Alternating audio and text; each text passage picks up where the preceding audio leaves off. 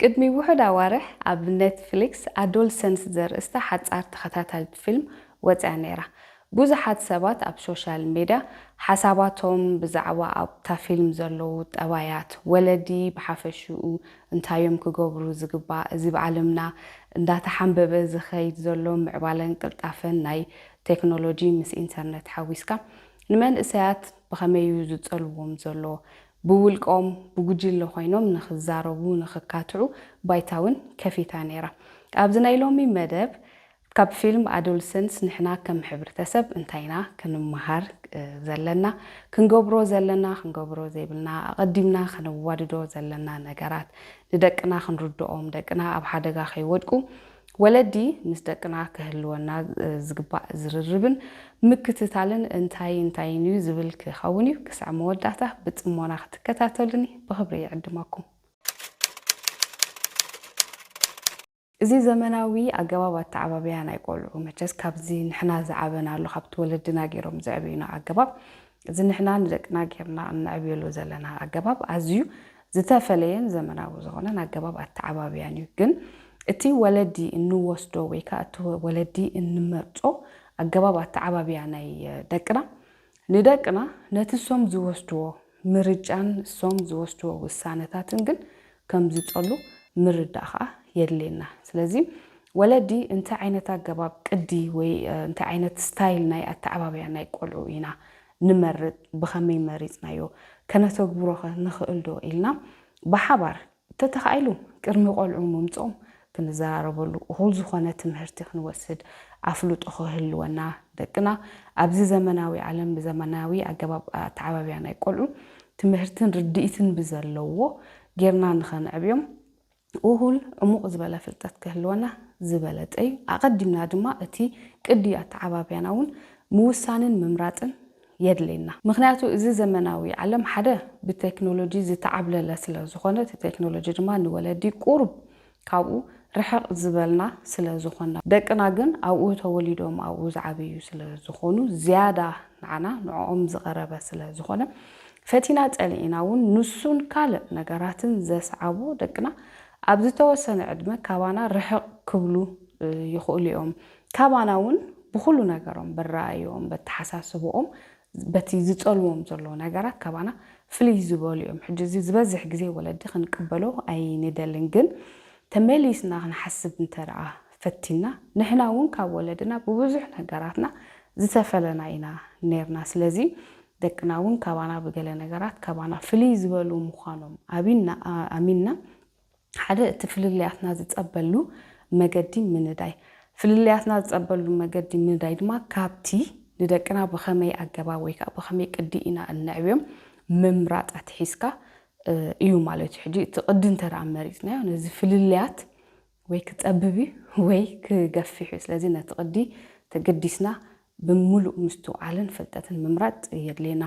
ወለዲ ዝበዝሕ ግዜ እንኽተሎ ቁኑዕ ጌጋ ዓይነት ቅድታት ኣሎ። ምናልባት ኣብዚ ስፍሕ ዝበለ መረዳእታ ክትረኽቡ ትደልዩ ክልተ ዝተፈላለያ ቪድዮታት ብዛዕባ ቅድያት ተዓባብያ ወለዲ ኢለ ዝሰራሕ ክኾን ኣለዋ። እቲ ሊንክ ኣብ ታሕቲ ዲስክሪፕሽን ክገድፈልኩም ተመሊስኩም ክትርእይውን ድማ ይዕድመኩም። ካልኣይ ኣብዚ ዘመናዊ ግዜ ንደቅና ብዘመናዊ ኣገባብ ኣተዓባብያ እንዕብየሉ ኣብ ዘለና እዋን ወለዲ ምስ ደቅና ንጹር ዝኾነ ገደብ ምግባር ኣዝዩ ኣገዳሲ እዩ። ገለ ነገራት ንደቅና እንተደኣ ነቲ ህይወቶም ነቲ ተሓሳስቦም ንዝኾነ ዝውስንዎ ውሳነን ዝወስድዎን ምርጫን ሓሳይ እንተደኣ ኮይኑ ወለዲ ኖ ኢልና ክንክልክል ጌጋ ዘይምዃኑ ክንርዳእ ወይ ከዓ ንደቅና ኖኖ ኢልካ ብፍላይ ካብቲ ንኡስ ዕድሜኦም ኣትሒዝካ ኖኖ ኢልካ ምኽላእ ወይ ንሓደ ክረኽብዎ ዘይብሎም ከተግብርዎ ዘይብሎም ወይ ክህልዎም ዘይብሎም ነገራት ምኽልካል ኣብ ልዕሊ ደቅኻ ምጭካን ዘይምዃኑ ወይ ከዓ ኣብ ልዕሊ ደቅኻ ርህራሄ ዘይምርኣይ ከም ዘይኮነ ምርዳእ የድልየና። ምክንያቱ ነቲ ገለ ነገራት ገደብ ብምግባር ጥራይ ንደቅና ካብ ብዙሕ ሓደጋ ከነድሕኖም ንኽእል ኢና። ካልእ እቲ ገደብ ምግባር ድማ ከምዚ ፍጹም ወይ ከዓ ሙሉእ ብምሉእ ንኹሉ ነገር ምእባይ ምኹናን ወይ ምኽልካል ከም ዘይኮነ እውን ምርዳእ። ኣብዚኣ እውን ወለዲ ምስ ደቅና ክህልወና ዘለዎ ገደብ ከምኡውን ደቅና ምስ ካልኦት ክህልዎም ዝግባእ ገደብ እንታይ እዩ ብኸመይ ክንሰርዖ ወይ ብኸመይ ከነተግብሮ ንኽእል እውን دي صراحة كون كلتا فيديوهات علوا كتريوان يقدمكم سالساي ولدي بحفشو دما زنحنا حبرتسب كردو زلوا اتي الرأيا كلو زلوا دما أوداتون تنقفتي مخانو مردايو ولدي خوينا أودات نعبي زلنا دقنا سمعيتهم ندق خنصبارقو سمعيتهم زخونه يخون ندق خوطو زحفر كم زي كونه ويزا ونجل كم زي كونه ويزا سحق ويقع ملاقت كم زي كونه كانت تبابعهم كن مهروم ترى نجر مخانو كاب ترى نجر مخان حليفون سمعيت كان ندق موتا قبو مخانو هذا خابتي نحاولو ندلدللو وينتنكرلو مخانو ندقنا ممهر يدلينا مخنياتو أبز حبرتسب سب أيكون سب أي بكني سب أي نبعني ويكا كم أونز جبرة ويكم زمسنا يقال بحري زمساسل نزر أي خاني قال ويكا سبيتاي إلكا قتل محاب وي فرح انت رأيلو ناي فرح ملكة انت رأي ويتبع انت رأي زيلوها لك كم ناي سبيتي بحري إزر لو جيركا مخنان مونجال وي منتال ونسلا زرع زبزح جزي بزنحنا حبرتسب أودات سمعيتهم ندق خنصبارقو لمود أيكونان ويكا خم عادو لمود تريو أيكونان حجي إزي اتزعبت زلو سمعيتات كل جزي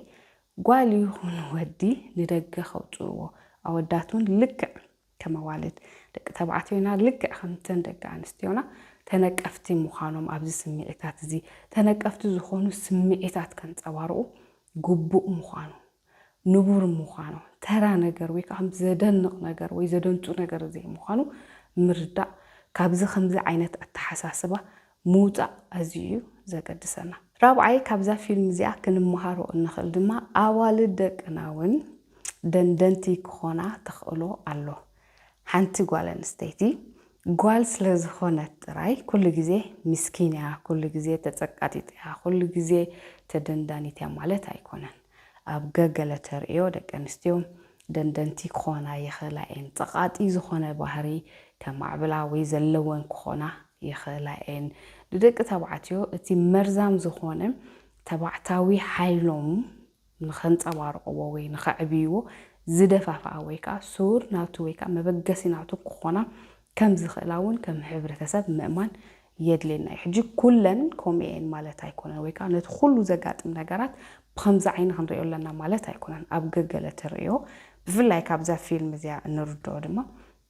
أوالد دندنتي كخونا تخلو خمزلو مردا أبجعل جزء بعين الأرطار مرأي كم زدلي عزو عقداسي مخانو بإنترنت ويكا بزيناي لو ميزولو ناي تكنولوجي بقعد السايبر بولينج نبلو عينت مدندان አሎ ስና አምራዊ መድንዳን ወናሎ ስሜታዊ መድንዳን ወናሎ ስለዚህ ተቀንስቲዮ ነዚ አይነት መድንዳን እዚ ክላበሶ ኸን ዝኽላ ምርዳዊ ከምዚ አይነት ተቆለኹም ዘሎ ቦታ ማሃብ ንጥርጣረ ቦታ ማሃብ አዝዩ አገዳሲ እዩ ካለ ካብዛ ፊልም ክንመሃሮ እንኽእል ጌጋን ዘይምስተዓልን ከጋጥም ይኽእል እዩ ስለዚህ እዚ ተኽእሎ እዚ ከም ዘሎ አሚና ወለዲ ሁሉ ግዜ ነቲ خጋጥም ዝኽእል ጌጋ ከነውሕዶ እቲ ጌጋ ክውሕድ እንተራ ኮይኑ ኻኒ ምስተውዓልና ኣብ ልዕሊ ደቅና ኣብ ቤትና ክብክብል ከም ዘለዎ መጽዓርን ምስራሕን ይሕጂ ናይ ቴክኖሎጂ ግዜ ወለዲ ኣዝዩ ዝበደኸ እዩ ዘይምስተውዓል ከጋጥም ይኽእል እዩ ብድሕሪኡ ግን እቲ ተፈጢሙ ዘሎ ጌጋ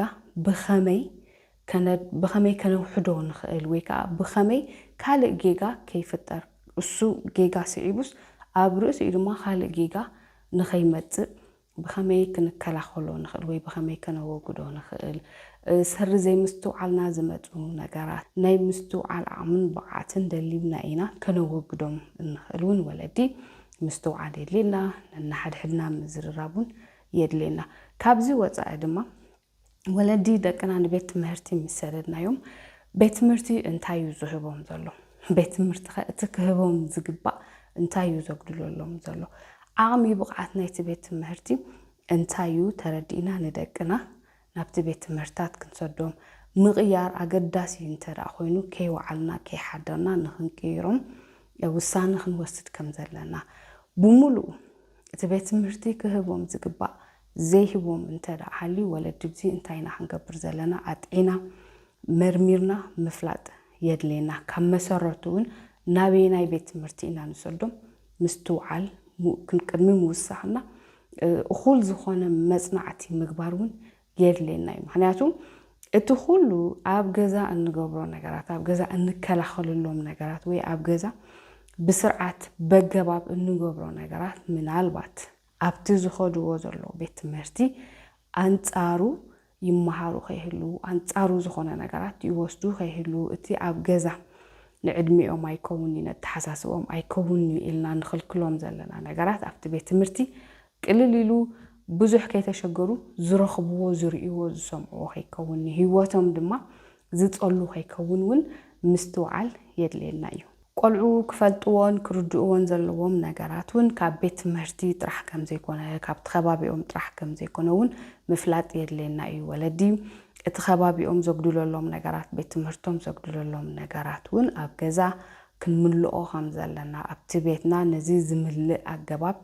ከም ዘሎ ወይ ነዚ ዝምልእ ዓቕሚ ብቕዓት ፍልጠት ከም ዘሎ ምርግጋጽ እውን የድልየና እዩ ልዕሊ ኩሉ ድማ ደቅና ክጉቡዙ እንከሎ ብፍላይ ኣብዚ ናይ ኮተትና ዕድመ ከኣትዉ እንከለዉ እቲ ዘንጸባርቕዎ ዘለዉ ጠባይ እቲ ዝቕይርዎ ዘለዉ ባህርያት ብደቂቕ ምስትውዓል የድልየና ስለምንታይ እዩ ዝቕየር ዘሎ ናይ ዕድመ ነገር ስለ ዝኾነ ድዩ ወይ ምስቲ ናይ ሆርሞናት ምልውዋጥ ዝመጽእ ዘሎ ስለ ዝኾነ ድዩ ወይ ናይ መዘናጸቕጢ ስለ ዘለዎም ድዩ ወይ ክረኽብዎ ዘይግባእ ንዕድሚኦም ዘይከውን ነቲ ደረጃ ብቕዓት ናይ ሓንጎሎም ዘይበቅዕ ሓበሬታ ይረኽቡ ስለ ዘለዎ ድዩ ምንጪ ናይቲ ዝቕየርዎ ዘሎ ምንጪ ናይቲ ዝቕየር ዘሎ ባህርያቶም ወይ ጠባዮም እንታይ ምዃኑ እውን ኣድቂቕና ምክትታልን ምስትውዓልን የድልየና እዩ ምክንያቱ እቲ ምንጪ እንተረኣ ዘይረኺብናዮ እቲ ዝኸድዎ ዘለዉ መገዲ ነዊሕ ጉዕዞ ኮይኑ እንተረኣ ልዕሊ ፍርቁ ተጓዒዞም ሃልዮም ንምምላሶም ኣዝዩ ከቢድ ዝኾነ ዋጋ ከኽፍለና ስለ ዝኽእል ንደቅና እውን ማዕረ ንህይወቶም ብኣሎታዊ መገዲ ዝጸሉ ውሳነ ወሲኖም ክኾኑ እውን ተኽእሎ ስለ ዘሎ ምንጪ ናይቲ ደቅና ዝቕየሩሉ ዘለዉ ባህርያቶም ዝልወጠሉ ዘሎ ምኽንያት ምፍላጥ ኣዝዩ የገድሰና እዩ ካብ መሰረቱ ባህርያቶም ጠባዮም ይቕየር ምህላው እውን ብደቂቕ ምድሃብን ምስትውዓልን የድሊ እዩ ዝደልይዎ ዘይደልይዎ ኣጥዕም ዝፈልጡ ዝምስጦም ዘይምስጦም ኣጥዕም ዝፈልጡ ንነፍሶም ብኸመይ የዘናግዑ ንነፍሶም እንታይ ይምግቡ ንነፍሶም እንታይ ዓይነት ጽቡቕ ነገር ይሂብዋ ዝፈልጡ ክኾኑ ሰዓብቲ ከይኮኑ መዛንኦም ዝገብርዎ ዘለዉ ነገራት ንስለ ምግባር ዝገብሩ ከይኮኑ ወይ ብቕልል ዝበለ ብመዛንኦም ዝጽለዉ ከይኮኑ ኣቐዲምና ወለዲ ደቅና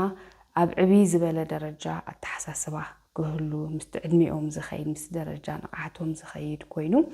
ግን ዕብይ ዝበለ ኣተሓሳስባ ስፍሕ ዝበለ ኣተሓሳስባ ክህልዎም ስፍሕ ዝበለ ተሞክሮ ዘለዎም ንዕድሚኦም ሰፊሕ ተሞክሮ ዘለዎም ክኾኑ ንብዙሕ ዝደልይዎ ነገራት ንብዙሕ መረዳዕታ ዝደልይሉ ወይ ንብዙሕ ከምዚ መደገፍታ ዝደልይሉ እውን እቲ ሓበሬታ ካባና ክረኽቦ ኣዝዩ ኣገዳሲ ስለ ዝኾነ ወለዲ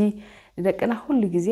ቁኑዕ ሓበሬታ ንህብ ከም ዘለና ከነረጋግጽ ደቅና እኹል ተሞክሮ ከም ዘለዎም እኹል ነገራት ክፍትሹ ኪሪዮሲቲ ሓዲድዎም ከምዚ ናይ ምፍላጥ ባህጊ ኩቱር ድሌት ሃልይዎም እውን ነዚ ዘሰላስል ነዚ ባይታ ዝህብ ክንከውን ወይ ነዚ ዝተላለና ክንከውን ምፍላጡን ወይ ምድላውን ኣዝዩ የገድሰና እዩ ኣባና ክንልውጦ ዘለና ንደቅና ብኸመይ ኣገባብ ክንጸልዎም እንኽእል ካብዛ ፊልም እዚኣ ተበጊስና ኣብ ደቅና ክንቂሮ ዘለና ኣተሓሕዛ እንታይ ምዃኑ ከምኡ እውን ንደቅና ባዕልና ንልውጥ ባዕልና ንቕይር ክንከውን ከም ወለዲ እኹል ተሞክሮ እኹል ፍልጠት እኹል ዓቕሚ ዘለና ክንከውን ኣዝዩ ኣገዳሲ ምዃኑ ምክንያቱ ንሕና እንተዘይምሂርናዮም እቲ ሓበሬታ ካባና እንተዳ ዘይረኺቦሞ ሎሚ ክረኽብሉ ዝኽእሉ ዝተፈላለየ ምንጭታት ኣሎ እቲ ምንጭ ግን ነቲ ጥዑይ ድዩ ዝህቦም ነቲ ሕማቕ ድዩ ዝህቦም ብኸመይ ዓቐን ዝህቦም ንዕድሚኦም ዝኸውን ድዩ ዘይከውን ድዩ ክመሚዎ ስለ ዘይክእሉ ህይወቶም ናብ ሓደጋ ንኸይኣትዉ ክንጎርሓሉ ክንዳለወሉ ዘለና ኢለ ዘዳለኽዎን ነጥብታት ገለ ትምህርቲ ሓድሽ ሓበሬታ ረኺብኩምሉ ክትኮኑ ተስፋ ይገብር ኣብ ዝመጽእ እዋን ብኻልእ ኣርእስቲ ክሳብ ንራኸብ ሰላም ቅሳነት